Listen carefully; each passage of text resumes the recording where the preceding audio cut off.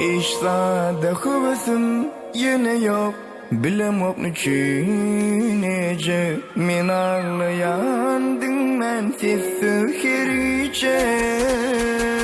Orattım onu men hemişe dervizim dilen bilmen için yüzün övrdiğiminin. Men onun için geçip şenmen sevdim can tinne. Kime aitmalı bu derdi? Tanımadık bolmalı mı? Seninle geçtin denimden. Görmedik bolmalı mı? Özgünür tutsa sen elinden. Yalandan gülmeli mi? Deyin bana sayaş bu gözden. Her gün ölmeli mi? Ay sana her gün ölmeli mi?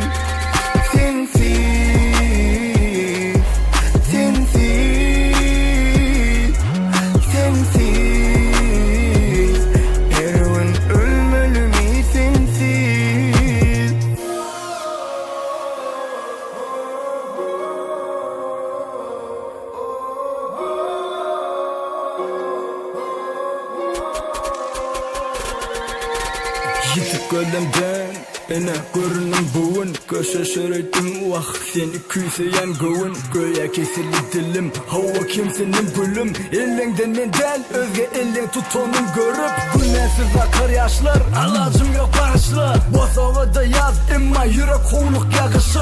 Gözümünle görmesem men ananım okmuşmuşu. Sensizliğin alamati buğun yaran yarışım. Görünüm görmedik bollum havamen kör oldum. Eştenim eşledik bollum havamen ker oldum. Kesesizim demedim havamen lal oldum. Seni yitirmeyecek bollum sensiz buğun hal oldum. Tanımadık bolmalı mı? Seninle geçtin denimden. Görmedik bolmalı mı?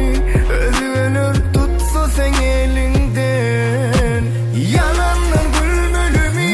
Deyin bana sayaş bu gözden. Her gün ölmeli mi? Ay sana her gün ölmeli mi? Sensiz, sensiz, sensiz. Her gün ölmeli mi? Sensiz. İşlada hıvısım yine yok. Bilemok nece men ağlayandım ben sessiz herice.